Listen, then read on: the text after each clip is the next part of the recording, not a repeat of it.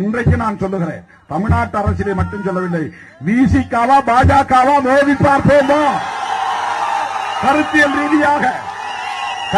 ரீதியாக வெறும் ரவுடித்தன அரசியல நாங்க பண்றது கிடையாது. சும்மா போற போக்களை எங்களை ரவுடின்னு சொல்லிட்டு இருக்கீங்க.